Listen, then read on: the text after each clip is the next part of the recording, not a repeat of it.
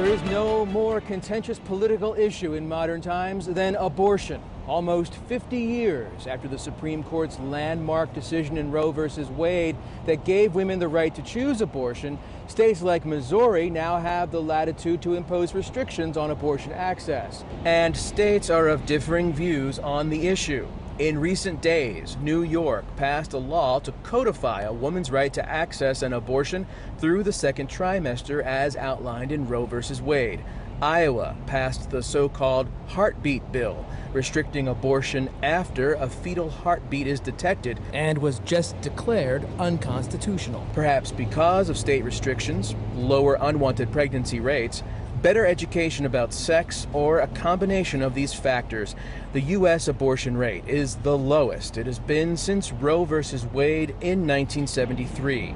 In 2017, the Missouri Department of Health and Senior Services reported that 3,903 abortions were performed in the Show Me state, and a total of 6,790 abortions were performed on Missouri residents regardless of location. Nationally, almost 90% of all abortions occur in the first 12 weeks. But if you view abortion as the taking of innocent human life, these numbers are still too high. And this goes for one local Republican representative. He thinks the Missouri Constitution should have an amendment outlawing all abortions in the Show Me state. And that representative joins me tonight, Mike Moon. Good evening, sir. Tell us why you think this amendment is needed. We all know today that if someone commits a capital crime and they're convicted and the sentence is capital punishment, that their due process must be exercised before their life is taken. And so I believe the same should be done so in the life of a developing human baby. Embryologists agree that once a human egg is fertilized by a male sperm, that at that exact moment, there's a DNA strand created. In Maryland versus King, I believe in 1996, there was a case that showed that a sample of DNA is unique to a human individual. And so with that in mind, at fertilization, I believe we have a unique human individual. But Representative Moon, not everyone seeking an abortion does so for convenience. And there are cases where a woman's life may be at risk during delivery, right? Less than 1% of all pregnancies today result in a risk of the mother's life. And so what about all these other hundreds of thousands, if not millions, of abortions that occur every year? What about those? Is it a matter of convenience that they're allowing this baby's life to be ended? And if it's not, then I think there needs to be some answers to those questions. So, for example, if a woman presented herself at a physician's office and the determination was made that the mother's life was at risk, then how about this as an alternative? What if the physician decided to deliver that developing baby as opposed to have an intent to go in and just snuff the life out and then nurture that life, and perhaps it could live? And as you might imagine, representatives of the organization behind me don't agree with Representative Moon.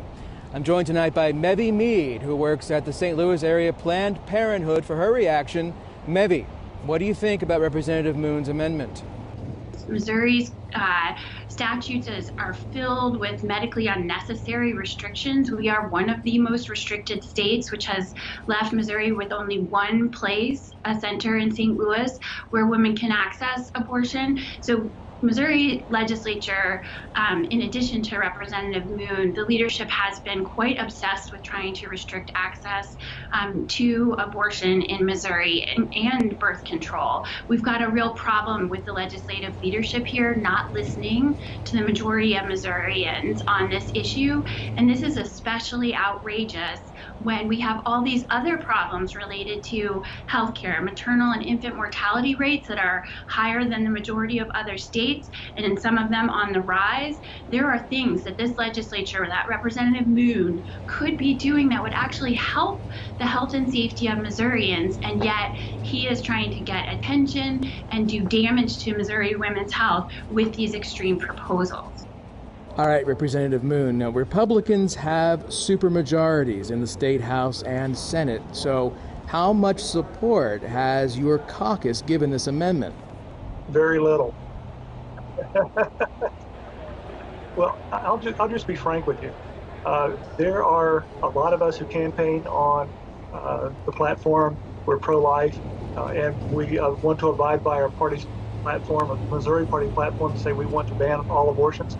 But when it comes down to the nitty-gritty, that's a pretty tough sell when you're actually talking about enacting a bill or proposing an amendment to that effect.